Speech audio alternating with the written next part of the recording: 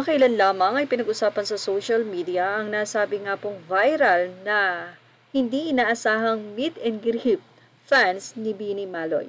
Ito'y matapos nga na mamataan sa isang restaurant itong si Bini Maloy na kumakain kasama ang kaniyang pamilya. Kaya naman ang mga fans, hindi nga napigilan ng kanilang sarili na kahit kumakain si Bini Maloy kasama ang kanilang pamilya, ay lumapit dito hanggang sa dumagsa na nga ang mga nasabing gustong magpa-autograph at magpa-picture sa isa sa sikat na miyembro ng Bini na si Bini Maloy.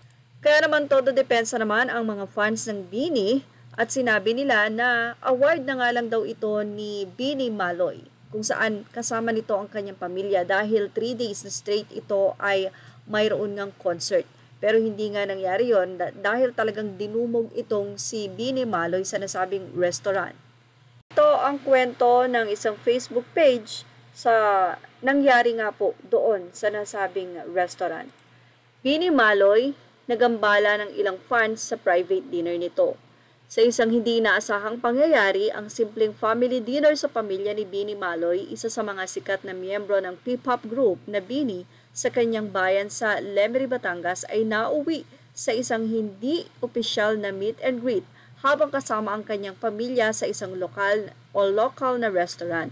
Ilang fans ang hindi nag-atubiling lumapit sa kanilang mesa para kumuha ng mga litrato at video na lumikha ng hindi komportabling sitwasyon para sa idol at kanyang pamilya.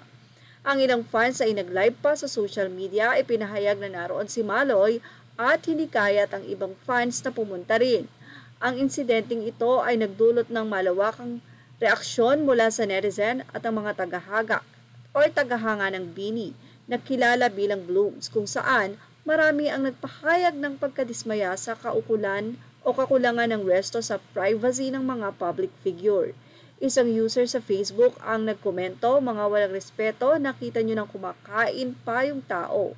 Hindi man lang nahiya, panay dikit pa rin at pa-picture. Isa namang netizen ang nagdagdag na sana man lang daw ay binigyan nyo ng konting privacy yung tao, pagod na pagod yan this past few days. Anyway, syempre yung iba na nainis or nag-attitude daw ang nasabi nga pong isa sa miyembro ng Bini dahil sikat na sila.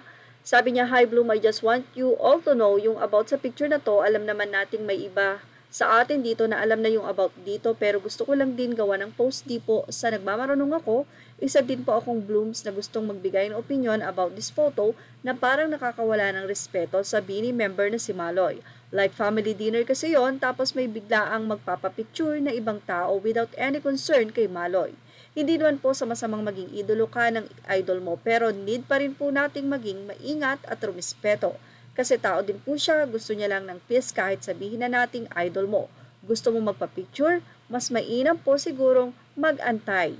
O antayin nga daw matapos ang pagkain. Anyway, iba naman ang naging say dito ng nasabi nga pong marites ng bayan na si Zian Gaza. Ano nga ba ang kanyang naging pahayag hinggil sa nag-viral na ito na usapin sa social media? Mga kay pambansang marites Zian Gaza, narito ang kanyang naging pahayag. Open letter to Bini members.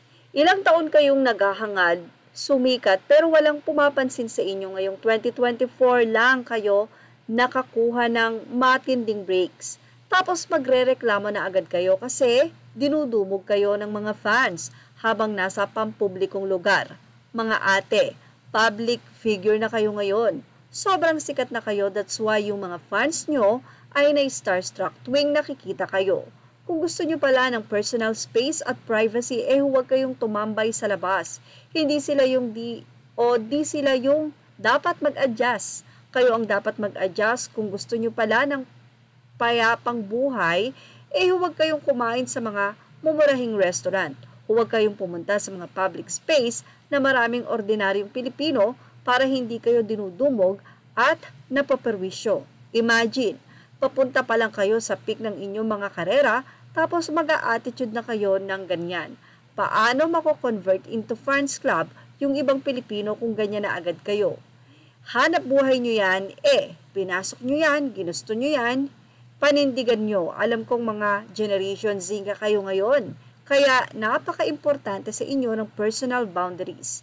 Nauunawaan ko yon, but it doesn't work that way. Sa loob ng industriya, being a famous personality comes with great responsibility. That's why yung mga sikat na Pilipino na gusto ng tahimik na buhay ay nagpupunta sa abroad.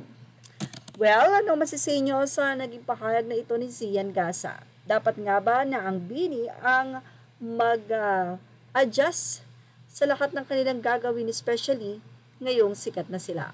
At yan ang ating Showbiz Now update. Images are all queried to the rightful owners. Thank you for watching Showbiz Now. Please like, share, and subscribe.